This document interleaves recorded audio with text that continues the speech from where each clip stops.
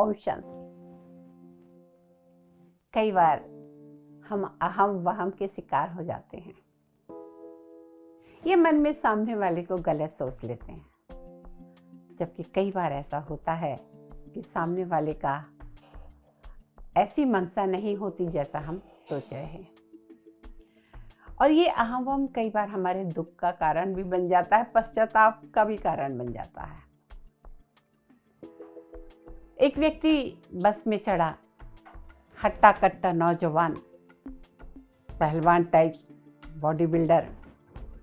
Conductor ने कहा ticket. मैं टिकट नहीं लेता। कंडक्टर दुबला पतला था, कुछ नहीं बोला। दूसरे दिन फिर वही व्यक्ति चढ़ा, फिर कंडक्टर टिकट टिकट टिकट करके आया। धीरे से बोला टिकट का, मैं टिकट नहीं लेता। 2 दिन, 3 दिन, 4 दिन, 5 दिन, 6 दिन, ऐसे काफी दिन बीत गए। कंडक्टर कहीं ना कहीं उसका ईगो हर्ट हो रहा था, उसके स्वाभिमान को ठेस पहुंच रही थी कि व्यक्ति लंबा चौड़ा है, पहलवान जैसा, तो मुझे डराता है और मुझे कहता है कि मैं टिकट नहीं लेता। अब कितने दिन चुप बैठेगा? उसने कहा इसको सबक सिखाना चाहिए। अब सबक सिखाने के लिए मुझे अपने बल को बढ़ाना होगा।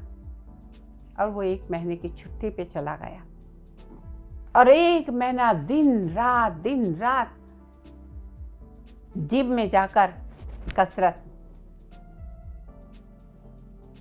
6-6, 7-7, 8-8 घंटे बॉडी बिल्डिंग। और सही में उसकी मेहनत रंग लाई। 1 महीने के बाद अच्छा खान पान और एक्सरसाइज से वो कंडक्टर हट्टा कट्टा हो गया। और जब उसने ड्यूटी ज्वाइन की और वही सिलसिला,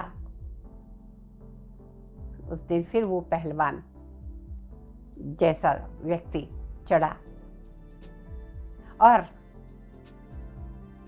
कंडक्टर ने कहा टिकट प्लीज। उसने कहा मैं टिकट नहीं लेता।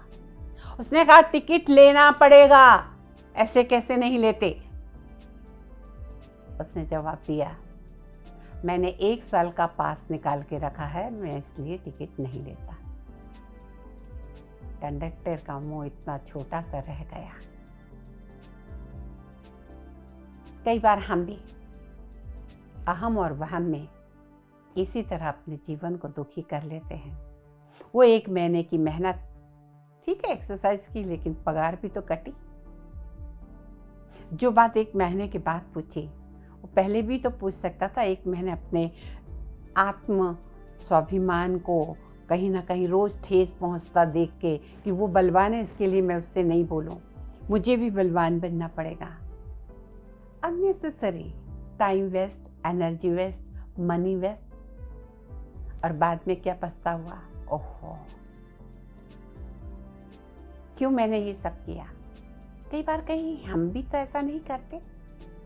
दूसरों को देखकर कहीं ना कहीं इन्फिनिटी कॉम्प्लेक्स आ जाता है कि हम कमजोर हैं, और वो इन्फिनिटी कॉम्प्लेक्स को दबाने के लिए हम भी उसके बरोबरी पे पहुंचना चाहते हैं।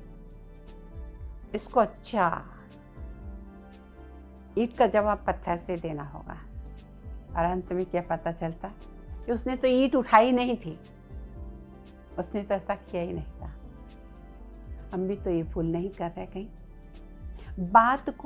बात की जड़ में जाकर उस बात को अच्छी तरह से समझ लीजिए कि क्या सामने वाले का सही यही जैसा वो दिखा रहा है वो है, या हम समझ नहीं पा रहे हैं। और ये नासमझी कई बार परिवारों को तोड़ देती है, दोस्ती को तोड़ देती है, अच्छे संबंधों में दरार ले आती है।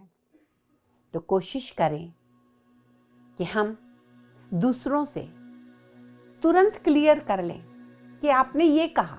हो सकता है कि हमने गलत सुना हो सकता है किसी को थोड़ा ऊंचा सुनाई देता हो और हमारा ईगो हर्ट हो रहा है कि मुझे अनसुना कर रहा है, सुनने के बाद भी मेरी बात का जवाब नहीं देता।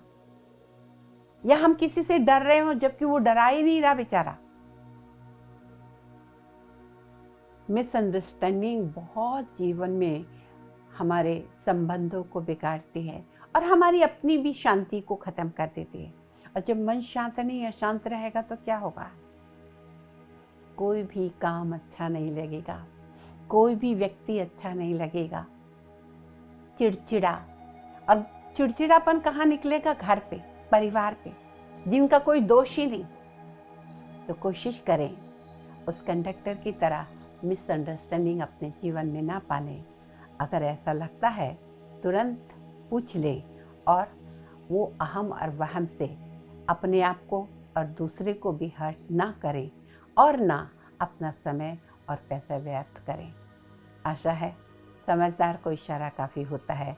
बाकी हमारी समझ और ये जो इन्फिनिटी कॉम्प्लेक्स या सुपीरियरिटी कॉम्प्लेक्स है, या तो हीनता की भावना या तो बहुत कुछ हूँ ये समझने की जो भावना है, इसको हमें कहीं ना कहीं